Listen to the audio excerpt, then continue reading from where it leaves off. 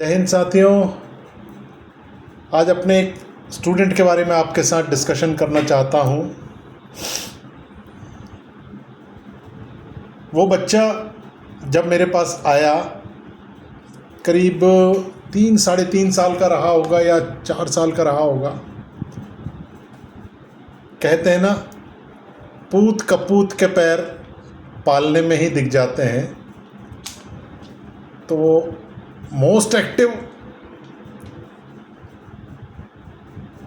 3 साल की उम्र में, 4 साल की उम्र में 10 साल वाले काम करना।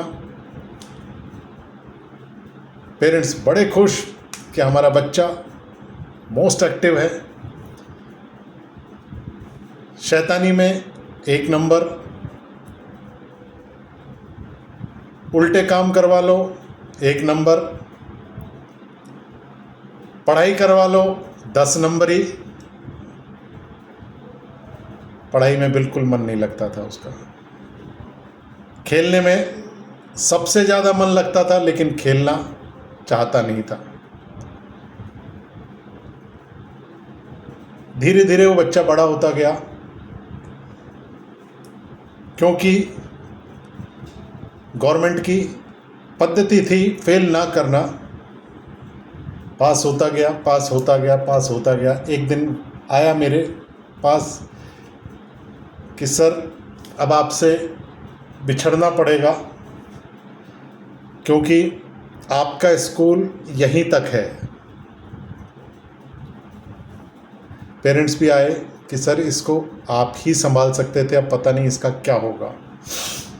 तो मैंने उस बच्चे से सिर्फ विदा होते वक्त 4 लाइनें कही थी। मुझे नहीं पता किसने लिखी, लेकिन ये लाइनें मेरे दिल को छूती है। तो वो 4 लाइनें मैंने उस बच्चे से जाते वक्त कहा था, और उन 4 लाइनों का उस बच्चे पे इतना गहरा असर हुआ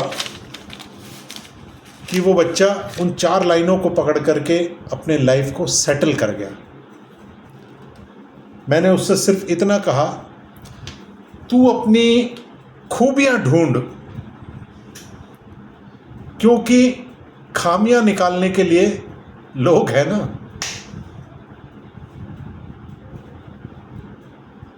अगर रखना है कदम तो आगे को रख, क्योंकि तुझे पीछे खींचने के लिए लोग हैं ना।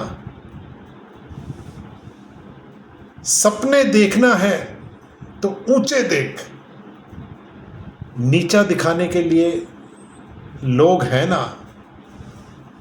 अगर प्यार करना है तो अपने काम से कर, नफरत करने और जलने के लिए लोग हैं ना। ये 4 लाइनें मैंने उस बच्चे को, जब मुझसे विदा हुआ, वो दूसरे स्कूल गया, तो ये 4 लाइनें मैंने उससे कही थी, जिसका असर उसके ऊपर हुआ। कुछ थोड़ा सा सीरियस हुआ बच्चा अपनी लाइफ को लेकर के, लेकिन उसकी रिपोर्ट मैं लेता रहा। जैसे तैसे करके 12th पास किया। 12th पास करने के बाद फिर मुझसे टकराया। मैंने फिर कहा कि बेटा ईमानदारी से लगे रहना, कुछ ना कुछ करके दिखाओगे। भरोसा मुझ पे बहुत करता था,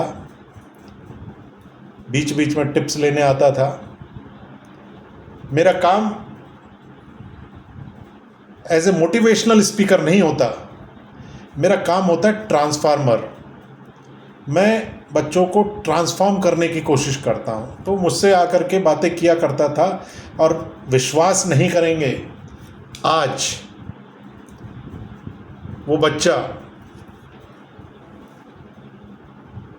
होटल इंडस्ट्री में एक जाना पहचाना नाम है, फूड इंडस्ट्री में एक जाना पहचाना नाम है। बच्चे ने मेरी सलाह पर होटल मैनेजमेंट का कोर्स किया, और आज किसी भी आप होटेलियर से पूछें, रेस्टोरेंट मालिक से पूछें, चैतन्य भार्गव को जानते हैं आप? हर आदमी मुस्कुरा करके कहेगा उसे कौन नहीं जानता। जी हाँ, मैं बात कर रहा हूँ चैतन्य भार्गव के बारे में, जिसे हर किसी ने नकारा था, जिसे हर स्कूल ने नकारा था, जिसे कहा था कि ये कोई कुछ ये कर नहीं सकता।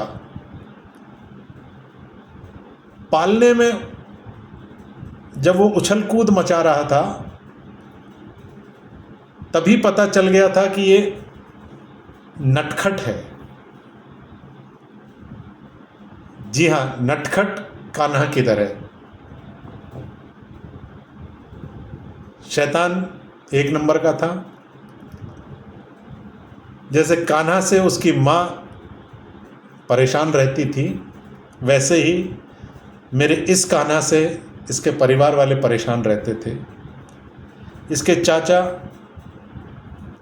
आलोक हमेशा मेरे पास आके इसके बारे में डिस्कशन करते थे कि भैया ये क्या करेगा लाइफ में। मैं यही कहता था कि आप देख लेना, ये आप लोगों का नाम करेगा एक दिन। और मुझे फ़ख्र है कि वो मेरा स्टूडेंट था, मैंने उसे पढ़ाया है, और आज वो कहीं पर भी जाता है तो मेरा नाम रोशन करता है। शाबाश, शाबाश चैतन्य, शाबाश। और सभी बच्चों से मैं कहूँगा कि अपनी खूबियाँ ढूंढो, खामियां निकालने के लिए दुनिया है ना यार। अगर रखना है कदम तो आगे की तरफ रखो, पीछे खींचने के लिए दुनिया है ना। सपने देखना है तो ऊंचे देखो, तुम्हें नीचा दिखाने के लिए दुनिया है ना। अगर प्यार करना है तो अपनी पढ़ाई से करो, अपने काम से करो। नफरत और तुमसे जलने के लिए दुनिया है ना। Thank you.